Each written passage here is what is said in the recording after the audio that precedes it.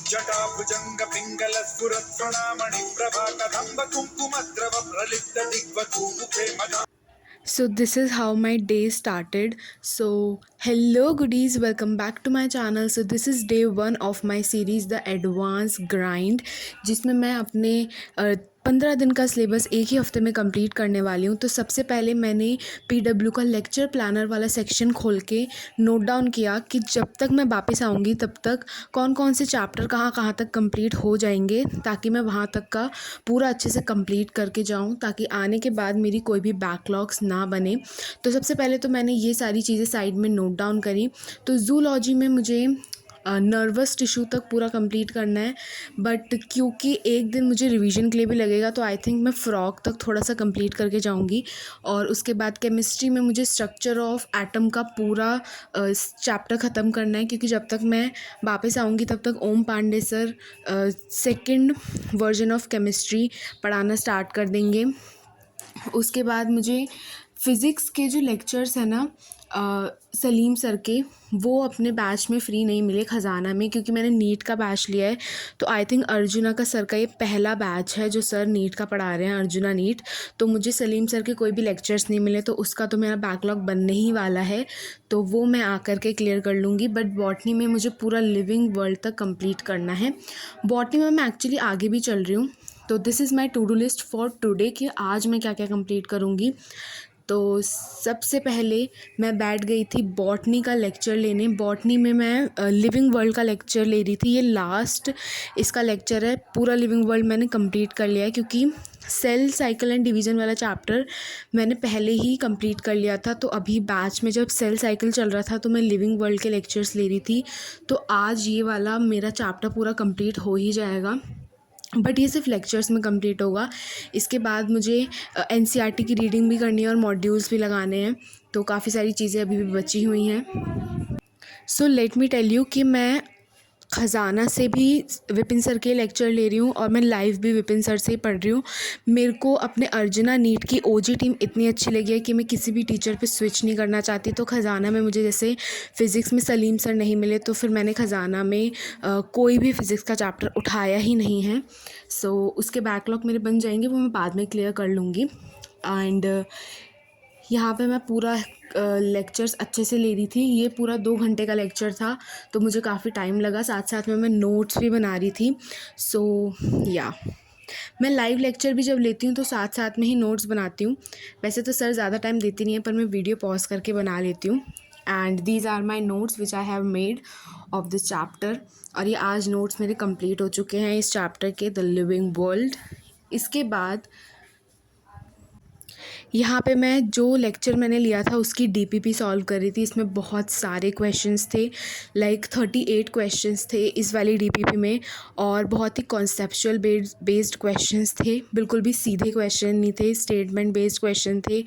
और इसमें पूरी टेक्सोनॉमी हायरार्की पूछी हुई थी, और वो भी सीधा सीधा नहीं पूछा हुआ था, घुमा के पूछा हुआ था। तो क्वेश्चंस करने में मुझे मज़ा तो काफ़ी आया, बट उतना ही टाइम भी लग गया। मैंने चेक करा तो मेरे 38 में से 30 क्वेश्चंस सही थे।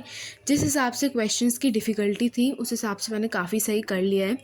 इसके बाद मैं बॉटनी में ही मियोसिस वाला टॉपिक पढ़ रही थी, सेल साइकिल एंड डिवीजन का, क्योंकि माइटोसिस तक तो मैंने पूरा अच्छे से रिवाइज़ करके एनसीईआरटी रीड करके रख रखा है, बट मियोसिस मुझे रिवीजन करना था। वैसे तो बहुत छोटा सा चैप्टर है, बट और उसमें भी ये मियोसिस बहुत छोटा सा पोर्शन है, बट मैं पहले नोट्स रिवाइज़ करती हूँ, एक्टिव रिकॉल करती हूँ, उसके बाद एनसीईआरटी रीड करती हूँ, तो मुझे थोड़ा सा टाइम लगता है। बट ये 3 चीज़ें करने के बाद मुझे इस चैप्टर को 1 से 1.5 महीने तक छूने की कोई भी ज़रूरत नहीं पड़ती है। मुझे सारी चीज़ें बहुत अच्छे से याद रहती हैं। तो I think this time is worth it किसी भी चैप्टर में लगाने के लिए।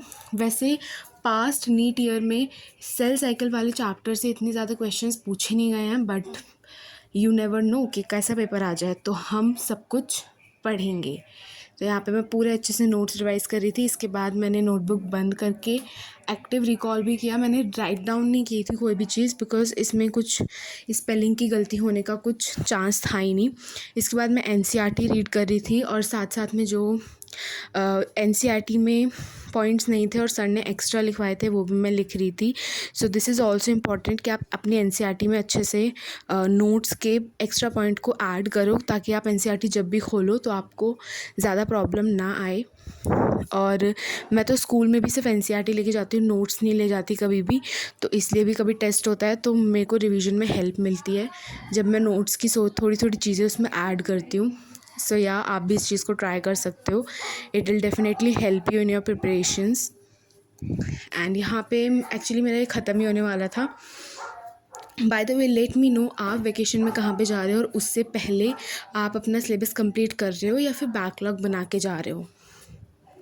But what I want to tell you guys कि अगर आप लोग कहीं पे भी घूमने जा रहे हो तो आपको 1 से 2 हफ्ते पहले तो पता लग ही जाता है कि हमें घूमने जाना है। तो उस टाइम में आपको बहुत अच्छे से अपना सिलेबस कंप्लीट कर लेना है, ताकि आपको आगे आने वाले डेज़ में ज़्यादा बैकलॉग्स ना हो, क्योंकि वेकेशंस के बाद जुलाई में स्कूल्स भी खुल जाएंगे, पीरियोडिक भी होंगे, तो बहुत ज़्यादा प्रेशर आ जाएगा। तो इसलिए पहले से ही अपना सारा काम करते हुए चलेंगे हम। यहाँ पे मैं अपने टैब में ही ये वाली एनसीईआरटी पढ़ रही थी, ज़ूलॉजी में स्ट्रक्चर ऑर्गेनाइजेशन वाली, क्योंकि मेरे पास ये वाली एनसीईआरटी का वो नहीं है, नर्वस टिश्यू और एपिथेलियल टिश्यू वाला पूरा मतलब टिश्यूज़ वाला चैप्टर नहीं है, तो मुझे टैब में पढ़ना पड़ा। बट जब मैं इसको टैब में पढ़ रही थी आई रियलाइज़ कि टैब में पढ़ने से चीज़ें मुझे ज़्यादा से अच्छे से याद हो रही हैं, और यहाँ पे मेरे को बहुत अच्छे से मैं लिख पा रही हूँ, and it is easy to erase and everything. तो मैंने यहाँ पे काफ़ी सारी चीज़ें लिख के हाईलाइट करके रख ली हैं। मैंने कनेक्टिव टिश्यू स्टार्ट नहीं किया है, सिर्फ एपिथेलियल टिश्यूज़ तक पढ़ा था। इसके बाद मैं यहाँ पे ज़ूलॉजी का लाइव लेक्चर अटेंड कर रही थी, जिसमें आई थिंक आज कनेक्टिव टिश्यू का बहुत छोटा सा ही पार्ट बचा है, जो कल तक कंप्लीट हो जाएगा। और इसके बाद मैं ख़जाना से पढ़ करके जाऊँगी। और यहाँ पे ना मैं पूरा लाइव लेक्चर के साथ साथ ही नोट्स बना रही थी, ताकि मुझे बाद में कोई भी टाइम वेस्ट ना करना पड़े नोट्स बनाने में। काफ़ी सारे लोग ये भी बोल रहे थे कि मैं इतने सुंदर नोट्स बना रही हूँ स्टार्टिंग में, ये एंड तक नहीं रहेंगे, बट आई थिंक कि मैं नोट्स बनाने में टाइम वेस्ट नहीं करती हूँ। मेरी राइटिंग स्पीड अच्छी है, तो मैं नोट्स को उसी टाइम में जब लेक्चर चल रहा होता है उसी टाइम में सुंदर बना लेती हूँ। तो आई डोंट थिंक सो कि ये एंड तक मेरी हैबिट मेंटेन नहीं रहेगी। I will try to maintain this. और यहाँ पे ये मेरा लेक्चर चल ही रहा था, और समाप्ति मैम का लेक्चर मैं स्पेशली पूरा लेती हूँ, क्योंकि लास्ट में मुझे पर्सनली सॉन्ग सुनना बहुत पसंद है। आप लोग भी अगर आप लोग भी समाप्ति मैम से पढ़ रहे हो तो आपको पता होगा कि मैम कितना अच्छा सॉन्ग गाती हैं। और यहाँ पे मेरा लेक्चर ही कंप्लीट होने ही वाला था, और इस बीच में आई थिंक जब मैं लेक्चर ले रही थी इट इज़ यहाँ पे मेरे को एक नया फीचर पता चला टैब का, that we can write messages in the live chat instead of typing it. उसके बाद बीच ब्रेक में मैंने अपने और भाई के लिए कोल्ड कॉफ़ी बनाई थी विच वॉज़ वेरी टेस्टी। और उसके बाद मैं फ़िज़िक्स का लेक्चर लेने आ गई थी। सलीम सर का आज लेक्चर था, जो कि मैंने लाइव ही अटेंड किया था। तो यहाँ पे मैं अपना पीडब्ल्यू का बैच खोल रही हूँ। यहाँ पे सलीम सर का लेक्चर स्टार्ट होने ही वाला था, एक्चुअली हो ही चुका था, और सर केपीपी के बारे में कुछ डांट रहे थे, बट मुझे तो पता ही नहीं था, क्योंकि मैं लिटरली सुबह से केपीपी सर्च कर रही हूँ कि अब आएगी। बट मुझे पता लगा कि कल रात को अपलोड हुई थी और सर ने डिलीट करा दी थी, क्योंकि काफ़ी सारे स्टूडेंट्स बोल रहे थे कि बहुत हार्ड थी केपीपी। थोड़ी सी कंसेप्चुअल केपीपी तो है, बट लेकिन बहुत ज़्यादा हार्ड है नहीं। बट जो क्वेश्चंस नहीं हुए हैं वो सर सॉल्यूशन तो प्रोवाइड करेंगे, तो मैं उससे देख करके केपीपी सॉल्व करूँगी। बाकी डांट तो सबको ही पड़ी, तो खा ली थोड़ी सी डांट। और आप मुझे एक और चीज़ बताना कि आप फ़िज़िक्स किससे पढ़ रहे हो। और मैं तो सलीम सर को ही प्रेफर कर रही हूँ फ़िलहाल। और यहाँ पे मेरा लेक्चर ही ख़त्म हो चुका है, and these are my notes which I have made. And वैसे फ़िज़िक्स के नोट इतने ज़्यादा अच्छे होते नहीं हैं, बिकॉज इसमें क्वेश्चंस ही चल रहे हैं, अभी तो मैथ्स ही चल रही है। इसके बाद मैंने ज़ूलॉजी की डीपीपी लगाई थी। आई थिंक फ़िज़िक्स की कोई डीपीपी नहीं मिली थी, इसलिए मैंने ज़ूलॉजी की ही डीपीपी लगाई, और ये काफ़ी बड़ी थी। आई थिंक इसमें 28 क्वेश्चंस थे, काफ़ी हार्ड भी थी, बिकॉज़ ये मेरी अच्छी डीपीपी भी नहीं गई, क्योंकि मैंने कनेक्टिव टिश्यू पूरा नहीं पढ़ा था, और इसमें कनेक्टिव टिश्यू के भी बहुत सारे क्वेश्चंस थे। तो मैं आज ही कनेक्टिव टिश्यू को भी ख़त्म करूँगी ताकि कल के लिए बहुत ज़्यादा बर्डन ना हो। एंड यहाँ पे मैं अपनी डीपी कर रही हूँ और बहुत सारे क्वेश्चंस मेरे गलत गए। I think almost half of the questions गलत ही गए थे।